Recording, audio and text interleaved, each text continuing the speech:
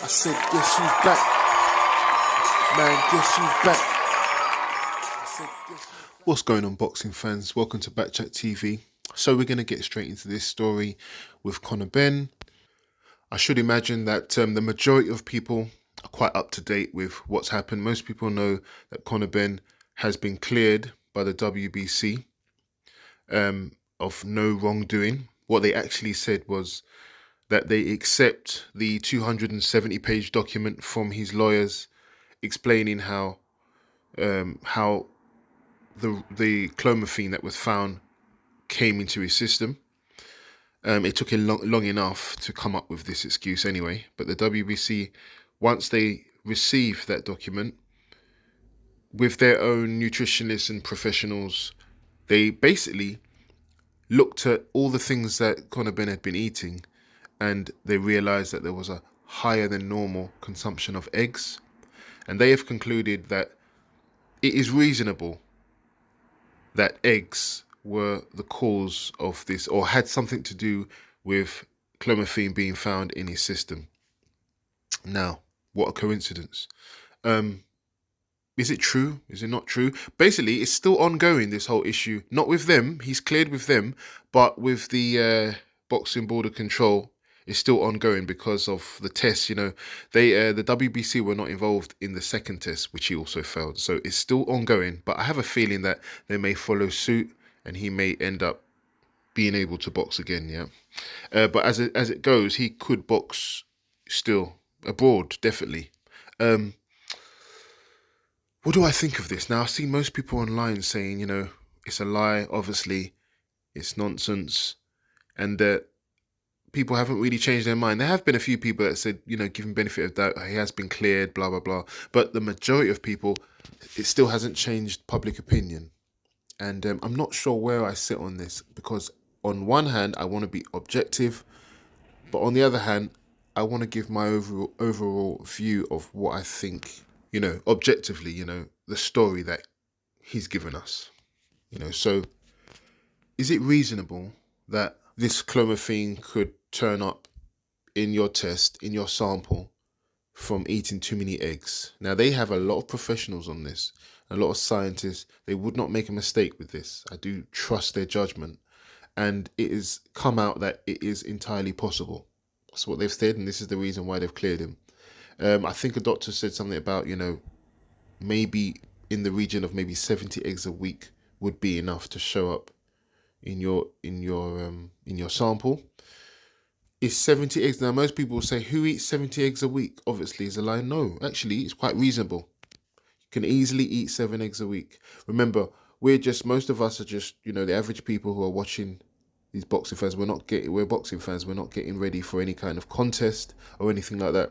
But if you're training to build muscle and lose fat, which is the other important thing, losing fat and building muscle, then eggs is one of the most important things you can have in your diet, because you can eat, 10 eggs is, it seems substantial, but it's not that much. You know, you can easily have 5 eggs with some vegetables when you're cutting weight in the morning, and then I have another 5 eggs in the evening. And the reason why you do that is you want to keep up your muscle protein as you're doing heavy training, a lot of resistance. You want to keep up your muscle training while losing fat. And the best way to do that is eggs. So, you know, you saw the way he's training. It's very easy to eat 70 eggs a week. So I don't think that's something that's outside of the realms of possibility. And if the scientists have already said that can easily, that is something that's fathomable, that can easily turn up in your test, then there you have it, yeah? That's on the objective side, it's easily done. It's not something like, you know, he would have to do some kind of impossible thing to have that, and it's unrealistic. So from that perspective, I believe it.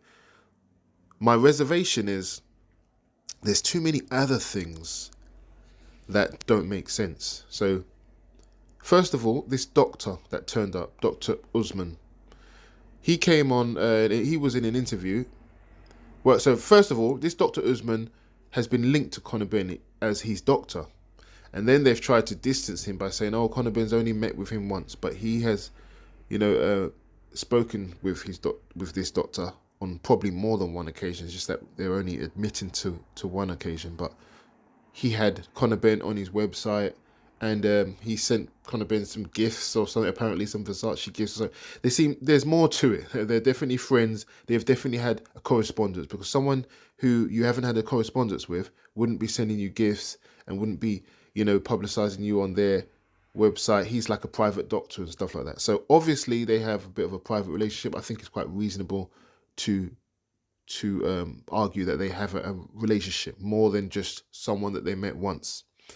This doctor, in an interview, had multiple strategies for getting around tests, UCAD test and drug testing. He said that there's multiple ways that you can get around these tests. You've got fast-acting testosterone. You've got certain diuretics that are better than the ones that we know of, that can flush out certain things in your body. They've got certain things that can hide other things that you can take that are fast acting.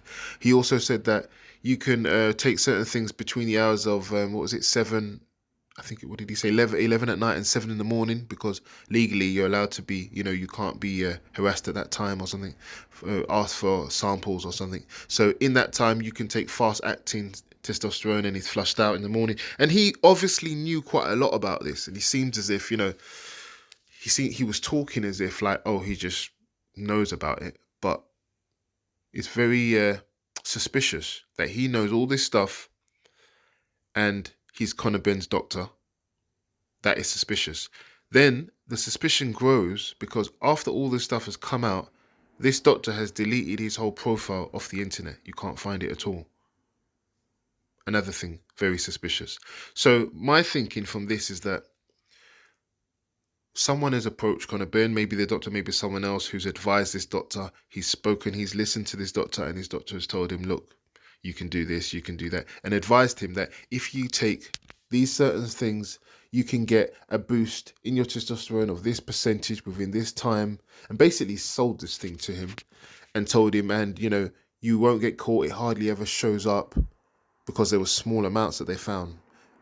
Everyone gets away with it, and in the event that something happened where they found it in your system, it would be so small that there are a number of things that contain clomiphene that would, so they may have discussed all of this already, that, if anything did happen, just say that you have a lot of eggs, and eggs will contain it, and then they can't prove that you didn't have a lot of eggs, because obviously you're allowed to have eggs. So Ben was probably like reassured by this explanation. Obviously, I'm doing a lot of guesswork. You could say maybe, but I'm just setting a scene of, contrast of what could have happened. So Ben could have already known about this. But the thing that's quite strange is when it did come out that he failed the test, I wonder why he didn't kind of come up with this excuse straight away, because he already knew. Why did he go through this whole shame and go through this whole issue if they hadn't spoken about it already? Because if I was in his position and I already knew I was taking something, and I knew that my excuse was ready with the eggs excuse, as soon as I popped for it, I would have been like, I haven't taken anything, I don't know what's going on, I'm going to issue a statement. And I'd issue a statement of everything I've had, and I would say I haven't had any supplements, there's nothing that I've had. The only thing I've really had is, a lot of eggs, because I'm building muscle and cutting weight, and I've had a lot of eggs, but I don't see why that should cause an issue. And then later on, I'd come up with, my doctors have shown that it was the eggs. I would have said it before kind of ruining my reputation, if you see what I mean. But Conor Benn literally didn't have an excuse for months, and he was actually saying to his solicitors, oh, you have to come up with something to prove that I'm innocent, which I thought was strange. His language was strange. His language was like a guilty person. Like, instead of coming out and saying, look, these are all the things I've eaten, I've read everything, I haven't taken anything that has any banned subjects. He didn't offer any explanation at all. He was just telling solicitors, come up with something. As if he wants them to come up with some kind of lie that he can get out of it with. That was strange.